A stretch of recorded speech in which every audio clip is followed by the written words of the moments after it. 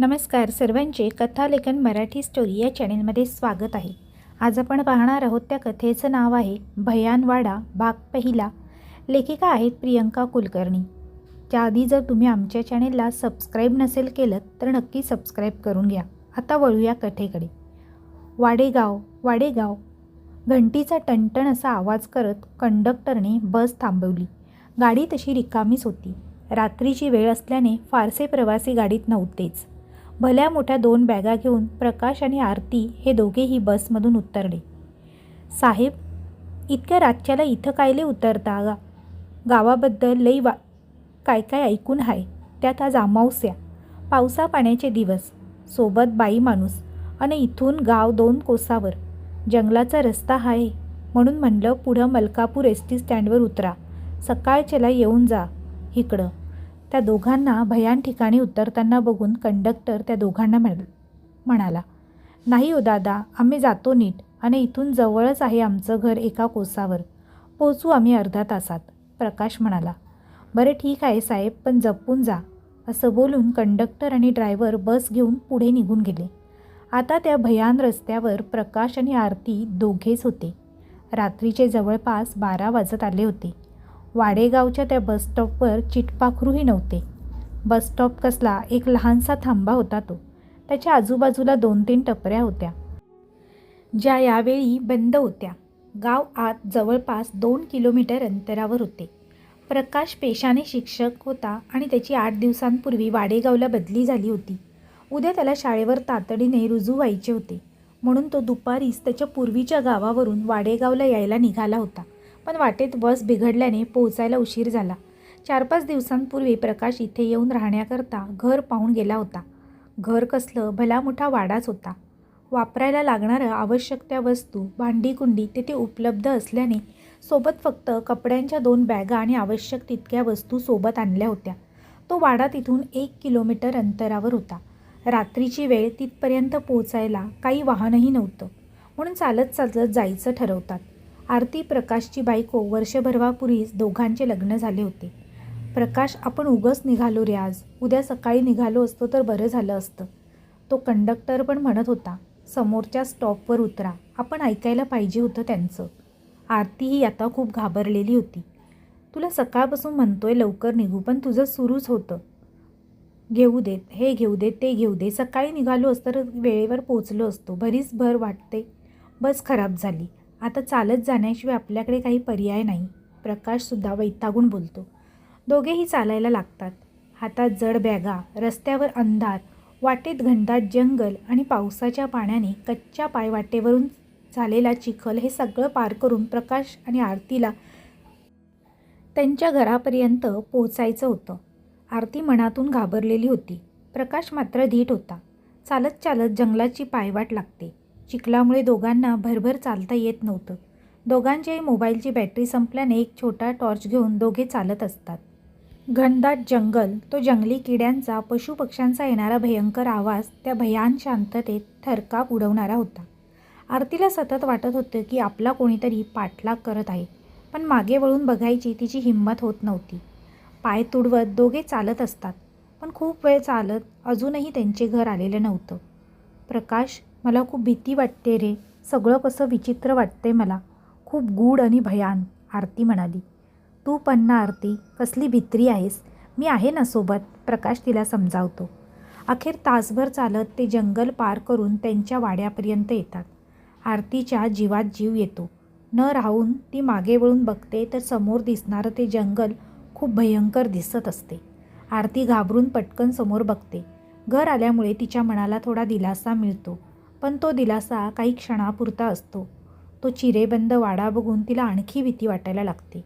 अंगणात पाऊल टाकताच अभद्र चाहूल तिच्या मनाला लागते. प्रकाश जवळच्या चावीने वाड्याचं दार उघडतो तशी पटकन एक पाल खाली पडते. त्या पालीला बघून आरती किंचाळते. घरात पाऊल ठेवल्या ठेवल्या अशी पाल खाली पडणे हे तिच्या मनाला खटकतं. प्रकाश मात्र तो भव्य वाडा पाहून आनंदी असतो. आतून वाडा खूप उदास वाटतो. अनेक वर्षांपासून बंद असणाऱ्या त्या भयान वाड्यात प्रकाश आणि आरती राहायला आलेले असतात. आरतीला मात्र त्या वाड्यात अनिष्ट शक्ती असल्याची जाणीव होते. खरंच तिथे काही अमानवी शक्ती असते की आरतीच्या मनाचे खेळ. पाहूया पुढे. रात्रीचा 1:30 वाजला असेल. प्रकाश आणि आरती वाड्यात येऊन अर्धा तास झाला होता. आरतीला खरं तर वाडा अजिबात आवडलेला नव्हता, पण प्रकाश तिचं काही ऐकणार नव्हता म्हणून ती गप्पच होती. त्यात मध्यरात्र होत आली होती आणि प्रकाशची सकाळी शाळा होती. आता जास्त चर्चा न करता दोघेही झोपायचं ठरवतात. वाड्याच्या मालकाने तिथल्या सामानासहित वाडा प्रकाशला भाड्याने दिलेला असतो, त्यामुळे तिथे सगळी सोय असते. वाड्यात बऱ्याच खोल्या असतात, पण आता दोघेही थकल्याने बैठकीला लागून असलेल्या खोलीत झोपायला जातात. प्रकाशला प्रवासाच्या थकव्यामुळे लगेच झोप लागते, पण आरतीला त्या नवख्या ठिकाणी झोप येत नाही. ती जागीच असते. तिच्या मनात विचारांनी थैमान घातले होते. ती उठून बसते. त्या खोलीत असणारी खिडकी खडकन उघडली जाते. आरती दचकते. जोऱ्याची हवा येत होती. खिडकी लावायला आरती जवळ जाते आणि तिचं लक्ष बाहेर जातं. तिच्या काळजात धस होते. भीतीने तोंडातून आवाजही निघत नाही. तिला दिसतं वाड्याच्या मागे एक विहीर आहे आणि त्या विहिरीजवळ काहीतरी साहित्य ठेवलं आहे. एक स्त्री जिने हिरवीगार नऊवार नेसली आहे, हातभर हिरव्या बांगड्या घातलेल्या आहेत. तिची नजर खाली होती, त्यामुळे तिचा चेहरा नीट दिसत नव्हता, पण तिच्या कपाळावर असलेले ठसठशीत लाल कुंकू मात्र दुरूनही दिसत होतं. त्या स्त्रीच्या हातात काहीतरी होतं जे ती अधाशासारखं खात होती.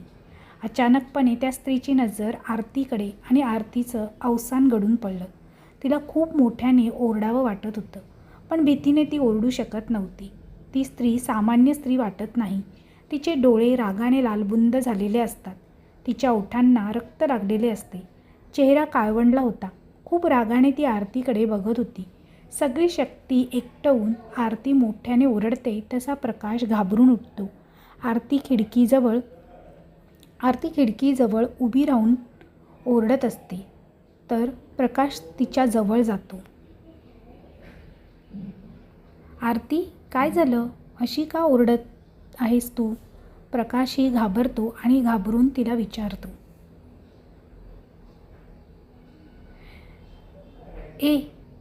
प्रकाश, ती बाई. आरती विहिरीकडे बोट दाखवत साचरत रचरत आणि घाबरत त्याला म्हणते. काय आहे तिकडे? काहीच तर नाही, प्रकाश विहिरीकडे बघून म्हणतो. पण आरती फार घाबरलेली असते. आरती विहिरीकडे बघते तर तिथे खरंच काही नसते. ती भयंकर स्त्री, तिथे पडलेलं ते साहित्य, काहीही तिथे नसते. आरती चक्रावून जाते. आता तर ती स्त्री इथे उभी होती, क्षणात कशी गायब झाली? आरती विचारात पडते. अरे पण खरंच तिथे एक भयंकर बाई होती. हिरवी नऊवार नेसलेली, हिरव्या बांगड्या, माथ्यावर लाल कुंकू, रक्ताळलेले डोळे आणि तिची ती भेदक नजर, आणि काहीतरी ती खात होती. प्रकाश, खरंच मी पाहिली आहे ती बाई. आरती जीवाच्या आकांताने प्रकाशला सांगत असते.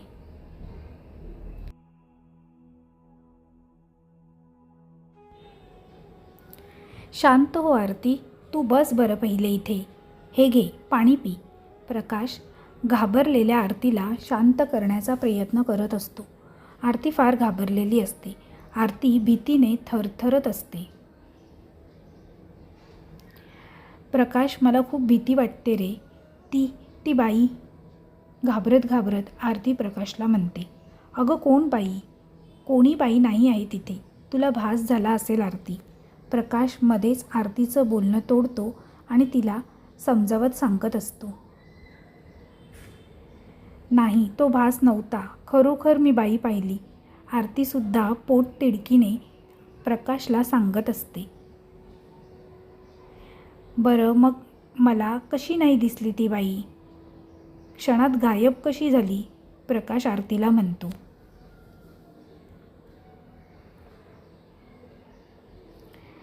अरे ती सामान्य स्त्री नव्हती तर भूत होती ती. आरती घाबरत घाबरत प्रकाशला म्हणते. काय? भूत? प्रकाश हसायला लागतो. आरती, काही काय बोलतेस? म्हणे भूत आहे. इतकी सुशिक्षित तू आणि असल्या अंधश्रद्धा पाळतेस. भूत वगैरे काही नसतं. तू खूप थकली आहेस म्हणून तुला भास झाला फक्त. प्रकाश आरतीचं बोलणं हसण्यावारी नेतो. पण प्रकाश, आरती अजूनही भीतीने थरथरत असते. ती पुढे बोलणारच की प्रकाश तिला मिठी मारतो आणि म्हणतो. आरती, तू झोप शांतपणे. नको जास्त विचार करू.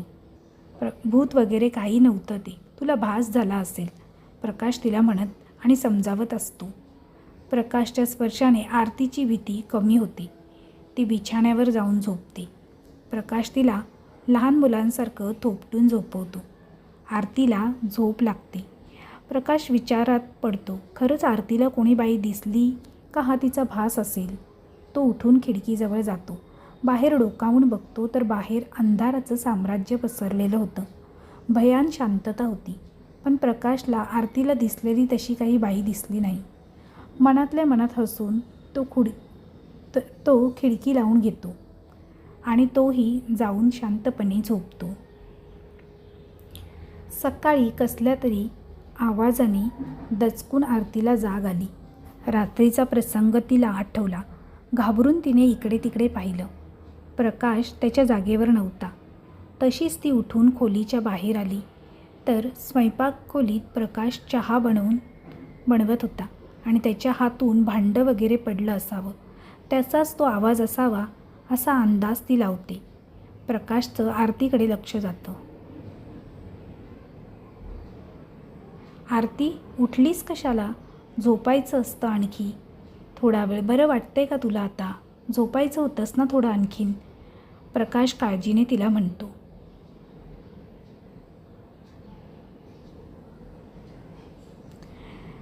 हो, बरं वाटतंय आता मला. तू निघालास पण का शाळेत जायला? आरती त्याला म्हणते. आरती प्रकाशला असं म्हणते. हो, बस थोड्या वेळात निघतोय मी. बरं आरती, तुझं आवरलं की सगळा वाडा बघून घे आणि सामानाची सुद्धा लावालाव कशी करायची ते तू ठरव, प्रकाश आरतीला म्हणतो. तो ऑफिसला जायच्या तयारीत असतो. प्रकाश, मला इथे खूप भीती वाटते. काल रात्रीचा तो भयंकर प्रकार पाहून माझी हिंमत नाही होत आहे एकटी राहायची. आरती अजूनही घाबरलेली असते आणि घाबरत घाबरत ती प्रकाशला असं म्हणते. प्रकाश आरतीच्या जवळ जातो आणि तिचा हात हातात घेऊन बोलतो. आरती, अगं काल तुला झालेला भास होता. नको अशी घाबरू.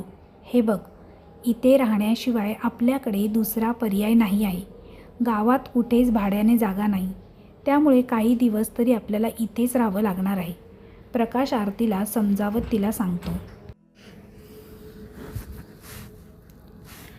पण प्रकाश, तू गेल्यावर इतक्या मोठ्या वाड्यात मी एकटी कशी राहू? आरती घाबरत घाबरत प्रकाशला म्हणते. तिला फार भीती वाटत असते. काही वेळेचा तर प्रश्न आहे फक्त. मी येतोच आहे दुपारपर्यंत, प्रकाश आरतीला समजावत म्हणतो. प्रकाश आरतीला अशा प्रकारे समजावून शाळेत निघून जातो. वाड्यात आता फक्त आरती असते. दिवसाही तिला आता खूप भीती वाटायला लागते. हिम्मत करून ती एक एक खोली बघते. मागे विहिरीकडे जायची तिची हिम्मत होत नाही. आंघोळ आटपून ती पहिले कुलस्वामिनीचा फोटो आणि बाकी देवांचे फोटो बॅगमधून काढते. स्वयंपाक खोलीत चांगली जागा बघून ती फोटो ठेवते. दिवा लावते. तिला आता थोडं प्रसन्न वाटतं. तो वाडा गावच्या बाहेर निर्जन स्थळी होता. आजूबाजूला एकही घर नव्हते. त्यामुळे एकटा आणि भयान तो वाडा वाटत होता. सकाळचे 11 वाजत आले असतील. आरती तिच्या कामात व्यस्त होती की तेवढ्यात बाहेरच्या दरवाजावर जोराची थाप पडते. त्या भयान शांततेत ती थाप थरकाप उडवणारी होती. आरतीने घड्याळात पाहिलं तर 11 वाजले होते. प्रकाश तर यावेळी येणार नाही. मग कोण असेल बाहेर? आरती भीतच दार उघडते. समोर एक मध्यम वयाची स्त्री उभी असते. हिरव्या रंगाची साडी, हातात हिरव्या बांगड्या, कपाळावर ठसठशीत लाल कुंकू. तिला बघून आरतीला काल रात्रीची बाई आठवते. ती थरथरायला लागते. आरतीला घाबरलेलं बघून ती स्त्री बोलायला लागते. अहो बाईसाहेब, मले पाहून इतक्या घाबरल्या काहून तुम्ही? म्या शेवंत हाय. इकडं वाड्याच्या मागे आमची झोपडी आहे. गुरुजीसनी मायाधन्यांचं यो वाडा भाड्यानं मिळवून दिलता. शेवंता स्पष्टीकरण देते आणि आरतीला सांगते. आरती थोडी सावरते. हो का? या ना आत या. शेवंताला आरती आत बोलवते. आम्ही आल्याचं कसं काय कळलं तुम्हाला? आरती तिला विचारते. शेवंताला आरती प्रश्न करते.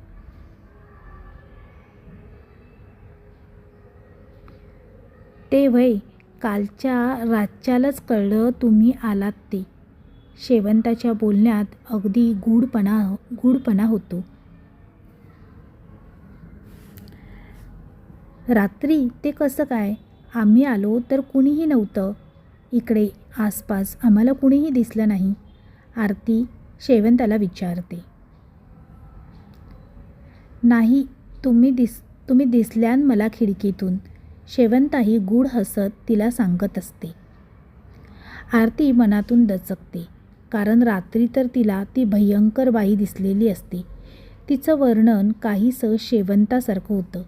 म्हणजे ती बाई शेवंतात तर नाही? आरती विचारात गढून जाते.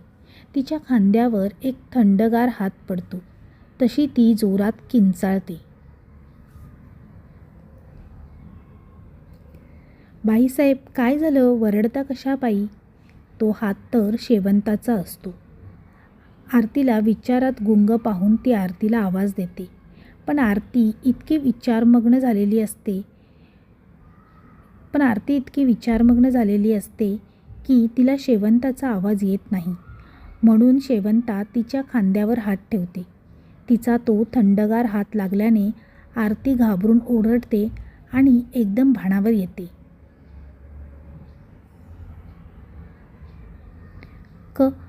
काही नाही.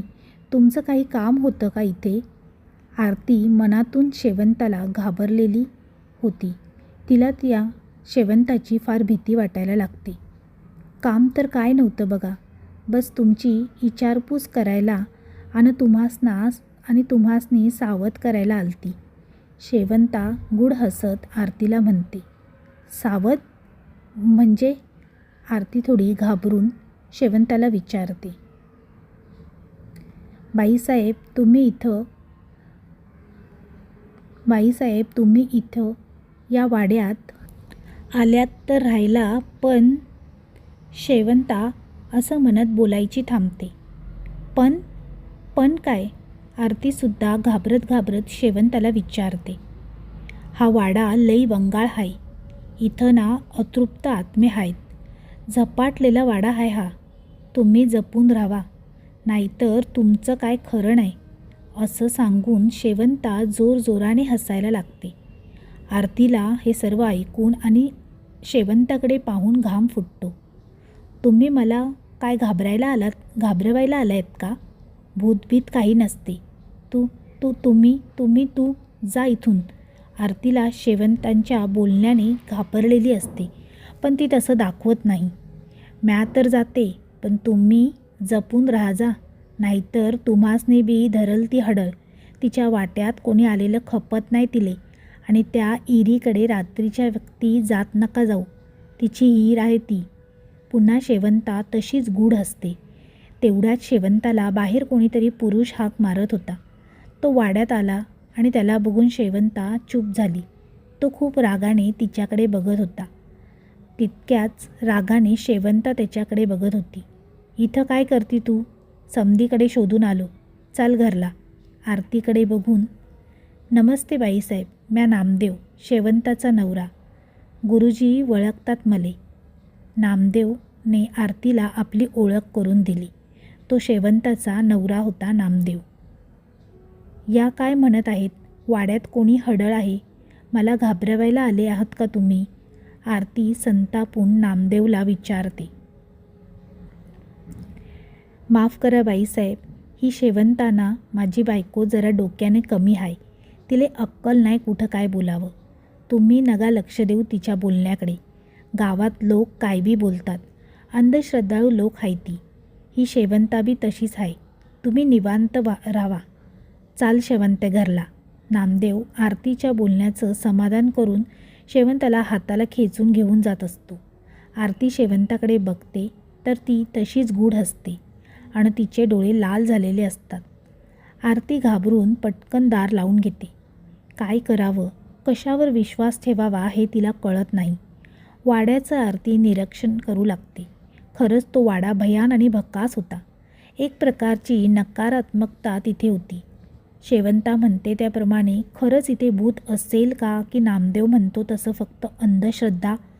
पण पण आपण डोळ्याने काल रात्री जे पाहिले ते काय असेल? का ती आपल्याला घाबरवायला आलेली शेवंता तर नव्हती? असे कितीतरी प्रश्न त्यावेळी आरतीला भेडसावत असतात. कसे तरी काम आटपून ती प्रकाशची वाट पाहत असते. दुपारचा 1 वाजून गेला तरी प्रकाश अजून घरी आलेला नसतो. तितक्यात आरतीला छन छन असा पैंजणांचा आवाज येतो. ती जगते, इकडे तिकडे बघते पण कोणीच दिसत नाही. परत तोच आवाज तिला यायला लागतो. आरती मोठ्या हिमतीने आवाजाच्या दिशेने जाते. तोच दारावर थाप पडते. एकीकडे पैंजणांचा आवाज तर दुसरीकडे दार ठोठवण्याचा आवाज. मध्ये आरती उभी असते. भीतीने ती कधी पैंजणांच्या आवाजाच्या दिशेने बघते तर कधी दार थोठवण्याच्या आवाजाच्या दिशेने बघते. कुठून येत असतो तो आवाज? काय असतं नक्की त्या घरात? खरंच तो झपाटलेला वाडा असतो का? हे सर्व पाहण्यासाठी भाग 2 लवकरच येत आहे. भाग 1 म्हणजेच ही कथा जर तुम्हाला आवडली असेल तर कमेंटद्वारे कमेंट करून नक्की कळवा. तसेच ही कथा आवडली असेल तर तुमच्या जास्त मित्रपरिवारांसोबत शेअर करायला विसरू नका. आमचा कथालेखन मराठी स्टोरी हा चॅनल आवडत असेल तर चॅनलला नक्की सबस्क्राईब करा आणि बेल आयकॉनवर क्लिक करून ऑलवर सेट करा, म्हणजे तुम्हाला नवनवीन व्हिडिओचे नोटिफिकेशन लगेचच मिळतील. पुन्हा भेटूया कथेचा भाग 2 घेऊन लवकरच. तोपर्यंत सर्वांना धन्यवाद. Bye bye.